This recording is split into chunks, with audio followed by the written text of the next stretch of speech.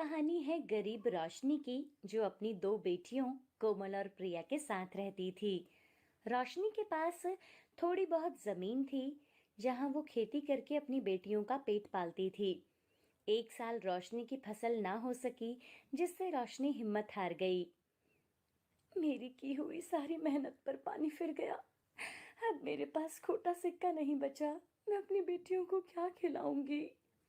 ये सब सोचकर रोशनी बीमार रहने लगी। आखिरकार एक दिन रोशनी अपनी बेटियों को अनाथ छोड़कर इस दुनिया से चली जाती है, जिस पर दोनों लड़कियां फूट फूट कर रोती हैं। रसोई में बस थोड़ा ही आटा बचा है, वो भी खत्म होने को है।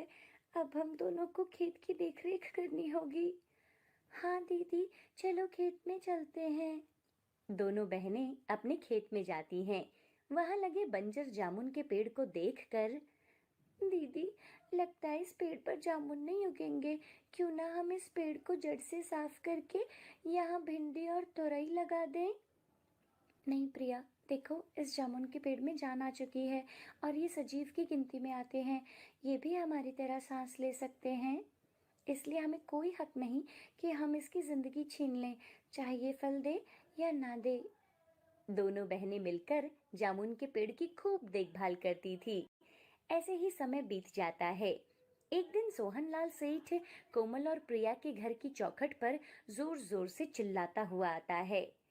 अरे ओ रोशनी की बेटियों, कहाँ हो? बाहर तो आओ जरा। जी काका, कहिए। अरे जल्दी से अपना बोर या बिस्तर बांधो और निकल जाओ यहाँ से। आया समझ में? आप हमें घर से क्यों निकाल रहे हैं काका?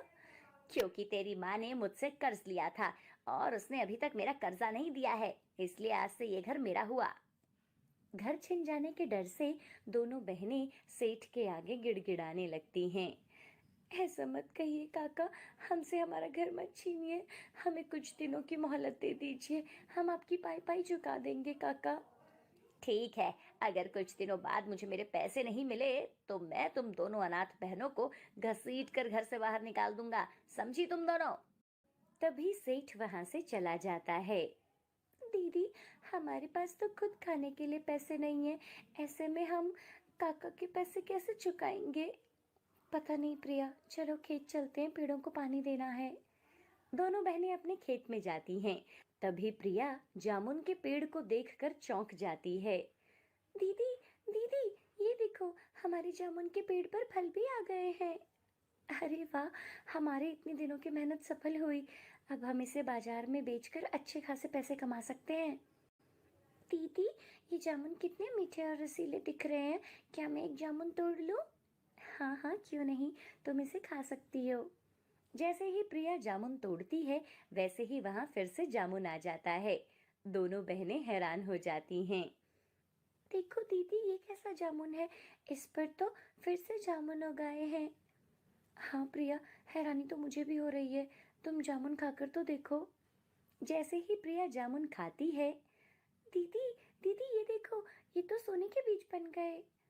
अरे हाँ, ये तो सच में सोने के हैं। ये कैसा चमत्कार है भला? तभी जामुन के पेड़ पर आंख, नाक और मुंह आ जाते हैं। मैं तुम दोनों बहनों से बहुत खुश हूँ। तुम दोनों ने मेरा बहुत ध्यान रखा, समय पर पानी दिया, सफाई की, वो भी बिना किसी अपेक्षा के। अरे ये क्या, तुम तो बोल सकते हो? हाँ, क्योंकि मैं एक जादुई जामुन का पेड़ हूँ और मैं तुम दोनों की सारी बातें भी सुन रहा था। इतनी मजबूरी में भी तुम दोनों बहनें मेरा हर रोज ध्यान रखती थी, मेरी जड़ों में पानी देती थी। मैं चाहता हूँ कि तुम मेरे जामुन के फलों का इस्तेमाल करो। मगर ऐसे तो जामुन के फल खरीदने वाले ग्राहकों को सोने के बीजों का राज पता चल जाएगा। सोने के बीज सिर्फ उसी जामुन में होंगे जिसे तुम अपने लिए तोड़ोगे। उसके बाद दोनों बहनें ढेर सारे जामुन तोड़कर उसे बाजार में बेचने चली जाती हैं। कैसे दिए जामुन? 40 रुपए किलो हैं काका। अरे इतने सस्ते? क्या बात है, जामुन खट्टे हैं क्या? अरे नहीं नहीं काका, ये तो अमृत की तरह मीठे हैं। खुद खाकर देख लो काका। हाँ, ये तो सच में अमृत के समान है। अच्छा, तो 2 किलो मुझे पैक कर दो। ग्राहकों की भीड़ खड़ी देखकर वहीं दूर खड़े पति पत्नी की नजर उन चमचमाते जामुनों पर पड़ती है। सुनिए जी, देखो ना वो जामुन कितने सुंदर और रसीले लग रहे हैं, चलिए ना लेते हैं। अरे मेरी प्यारी, तुम तो खुद ही मीठी अमृत हो, जामुन खाकर क्या करोगी पगली। अरे काका ले लीजिए ना, इतना मन है काकी का तो, हमारे जामुन भी सस्ते हैं। अच्छा, चलो ठीक है, 1 किलो दे दो। ऐसे ही हर दिन दोनों बहनें जामुन तोड़कर बाजार में बेचा करती थी, जिससे उनके घर में छाई गरीबी पूरी तरह से मिट जाती है। तभी एक दिन सेठ उनके घर आता है। अरे ओ कोमल प्रिया, बाहर आओ, लाओ मेरे पैसे। ये लीजिए काका आपके पूरे पैसे, और फिर कभी हमारे घर मत आना। पैसे लेकर सेठ वहां से जाने का नाटक करता है और वो घर के पीछे छिप जाता है। वहीं दोनों बहनें जादुई जामुन के पास जाती हैं और सेठ उन दोनों का पीछा करते हुए जामुन के खेत में आ जाता है। जागो जादुई जामुन के पेड़, हम तुमसे मिलने आए हैं। आओ आओ, मैं तुम दोनों बहनों का स्वागत करता हूँ। जानते हो जादुई जामुन के पेड़, आज तुम्हारी मदद से हमने सेठ का सारा कर्जा चुका दिया। अब हमसे हमारा घर कोई नहीं छीनेगा। इस बात पर जादुई जामुन का पेड़ बहुत खुश होता है। तो फिर इस बात पर मुंह मीठा कर लो, ताजे रसीले जामुन खाओ। ऐसा कहते हुए पेड़ खूब सारे जामुन बरसाने लगता है। तभी एक पेड़ के पीछे छिपकर सेठ ये सब कुछ देख रहा होता है। तभी जामुन का पेड़ सेठ को अपने जादू से अपनी ओर खींच लेता है। अरे छोड़ दे मुझे। अरे ओ पेड़, मैं कहता हूँ मुझे छोड़ दे। अरे मुझे छोड़ दे, वरना कुल्हाड़ी से तुझे काट दूंगा, और फिर इन दोनों अनाथ बहनों को भी नहीं छोड़ूंगा। छोड़ दे मुझे। इन बहनों को अनाथ समझने की गलती मत करना, वरना मैं खलबली मचा दूंगा। समझ में आया तुझे?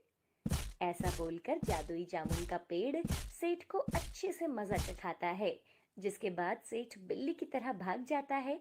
और ये देखकर दोनों बहनें खिलखिलाकर हंस पड़ती हैं और खुशी खुशी अपनी जिंदगी बिताने लगती हैं।